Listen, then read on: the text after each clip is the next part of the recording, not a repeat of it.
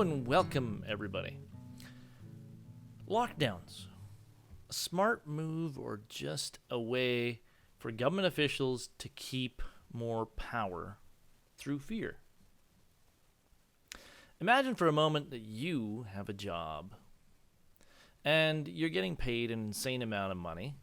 You're working for the government, and everything you do in your role is a precautionary measure. People don't always have much reason to listen to your opinions because you're in the back offices and you attend the odd meeting here and there. But you definitely don't have any limelight. Then one day your time has come to shine, and the event you've been waiting for has finally happened. COVID has arrived. The country's leadership is looking to you every day for comment and advice. But then one day you realize that the fame and the glory is going to come to an end. And you're going to have to go back to your office and disappear into obscurity, and nobody will be talking to you really much again. You won't have the media drooling all over you. Do you welcome going back into obscurity? Or do you try to hang on to the power and the fame just a little longer? I think many people would try to hang on to a little bit of that. People don't want to disappear into obscurity. It's not just the public health officials that want to hang on to power. Take, for example, Canada's Prime Minister and the Liberal Party keeping everyone on lockdown and distracted with everything else, including fear, to keep the spotlight off of their shady dealings. Who wouldn't appreciate the public's fears and the power that you, the public, you, the people, have given all these civil servants that are supposed to be working for you, the power that you've given them over you? Although we're not actually sure who it is that's giving them all of the advice to spread all that fear when you have comments from public health officials like this, but I guess they just say whatever they're told to say, apparently, according to them. Have a look at this clip. I don't know why I bring all these papers. I never look at them. Oh, when you're giving numbers, I do. I go, oh. I said that. Did you really do that? I just say whatever they write down for me. That's why you're guessing. Just one question. Who is telling them what to say? They're supposed to be the experts. That's what they're paid for, right? So things like that really bring into question their integrity, their honesty, as well as the message. As I mentioned in a previous show, fear is a massive motivator for people. And I want to talk about that a little bit as well and ask you the question, what are you afraid of? Right now, many people seem to be afraid of SARS-CoV-2, or otherwise known as COVID-19, the disease. That's what everyone seems to be fearing. And at the time that I put this program together, the statistics seem pretty dire, I guess. But by what comparison? And I'm going to do a few comparisons. All of this information is from StatsCan. At the time that I put this program together, about 790 people had died here in Alberta from COVID-19 related illness. And about 13,992 Canada-wide. According to StatsCan in 2018, an interesting correlation, Canada had over 8,500 deaths due to flu and pneumonia, and about 6,900 in 2019. But wait. We measure death rates for the flu and pneumonia seasonally, and we reset annually in May. We don't seem to do the same thing with the second wave of COVID, and I wonder why. Seems odd that we don't measure the deaths in a similar way. We seem to keep a running tally from one season to the next and just keep adding on. Well, if we did that with the flu, we would, likely be in the millions year after year. As a matter of fact, we don't do this with any other disease. They're cut off annually. Every disease that StatsCan measures. So in case you're wondering, with the flu season last year in 2019 ended in week 21 around May 25th. So if we did that and we reset the numbers May 25th, 2020 for COVID, we would find that at around May 25th, 2020, we had about 6,655 COVID deaths from the 2019 to 2020 season. Seems on par with the flu, if we cut it off there. If we do the math and we reset the COVID stats at the same time as the flu, the 2020 season would be sitting at around 7,300. A little more than last year's flu, but still less than the previous year in 2018. But now, enough about COVID. Let's move on to some other interesting stats from StatsCan. I mean, these stats, these numbers of these diseases should really scare the crap out of you. Forget about COVID. Have a look at these. Here are some average numbers. Year after year, we have approximately 80,000 people die in this country from some form of cancer. About 0.21% of you. And about 70,000 will die from some sort of cardiovascular disease. We're eating too many cheeseburgers, people, and we're smoking too much. That's about 0.19%. About 6,800 people will die from diabetes. People, put down the cheeseburgers and the sugar. Let's, take a break. Around 3,500 will die from liver disease.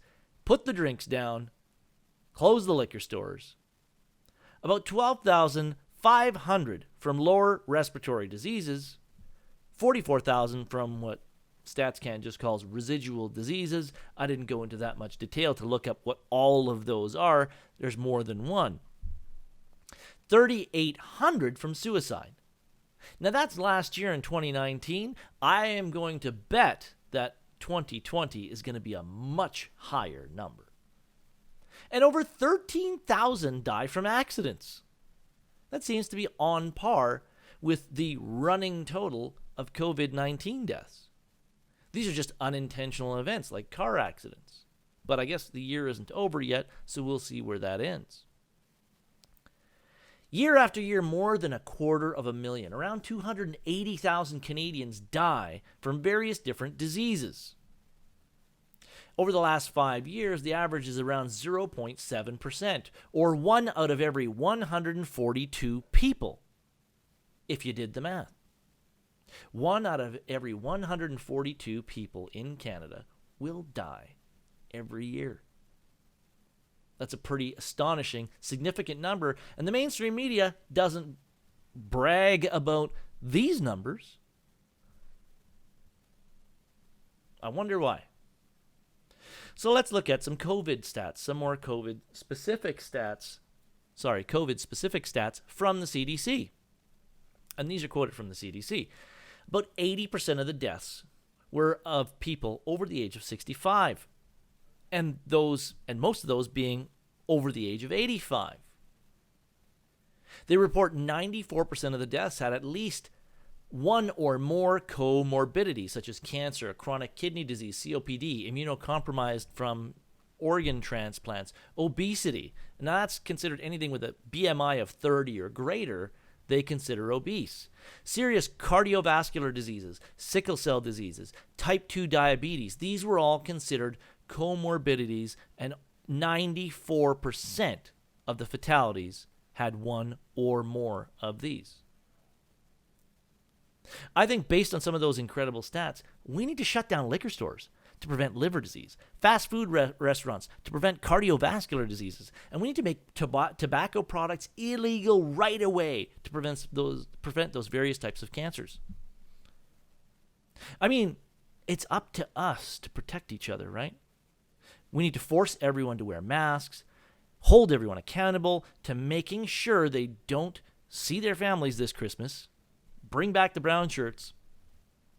It's up to us to prevent each other from smoking, drinking, and potentially giving our children diabetes from sugar and all the damn crap and cheeseburgers that are out there. You need to be shaming your neighbors for eating this stuff and consuming this stuff. Now, of course, I'm kidding. Of course, that's silly, and of course, that would never happen. It would probably never happen. Because your death from corporate greed, like the tobacco companies and liquor taxes for the government, those sin taxes, your death doesn't matter when it's profitable. And when it comes to COVID-19, how is that profitable? Well, I don't know, but maybe masks, hand sanitizers, thermal scanners, pharmaceuticals, and of course, all the extra booze that people are going to be drinking from being stuck at home. Those are just a few things. I'm sure it's not huge, but it does count for something. I mean, Netflix sure has cashed in on the upcoming lockdowns. They've increased their subscription costs right before lockdown conveniently, and I'm sure they won't be the only ones.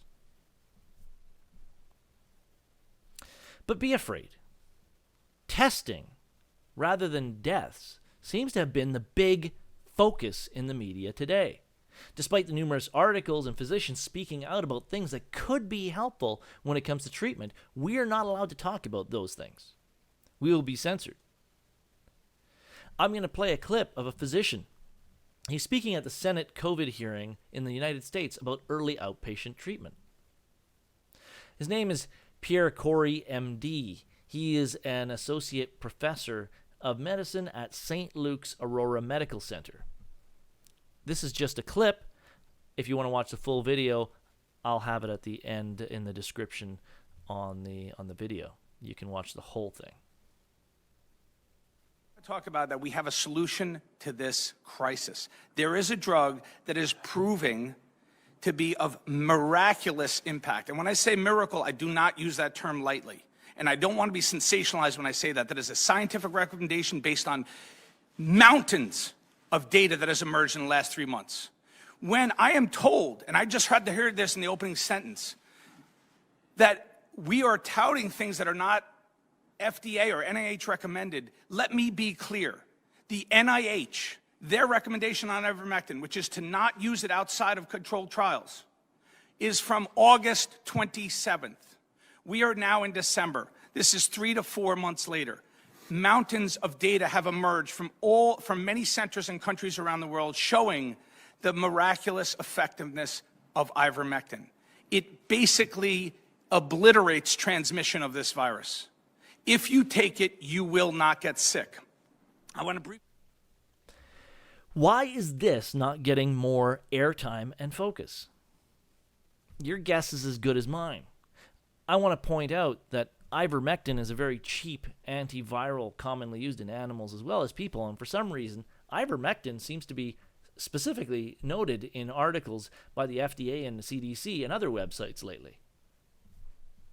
So I'll quote an FDA article just right from very recently here from December 16th. Quote, any use of ivermectin for the prevention or treatment of COVID-19 should be avoided as its benefits and safety for these purposes have not been established.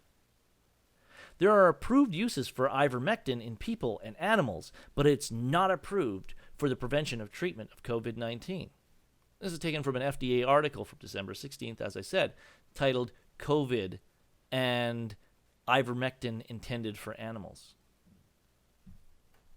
As I mentioned, it's used in animals and people. Now, I can't and I won't tell you what to think. You have to decide that for yourself, of course.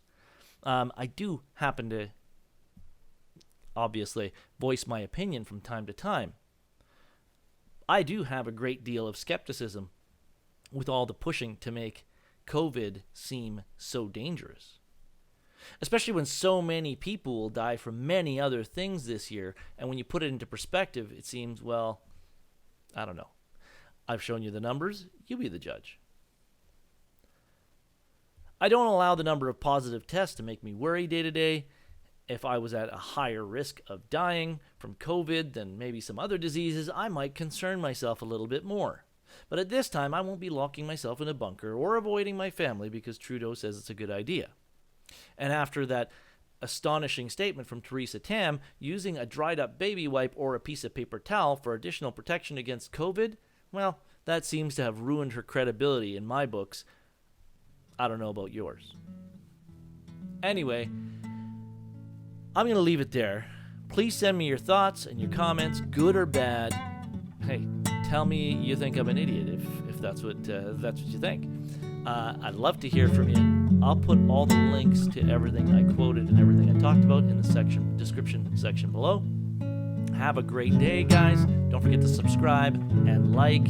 And folks, I hope to see you soon and see those comments and those likes coming in. I'll see you guys tomorrow, hopefully, if I can get another video out.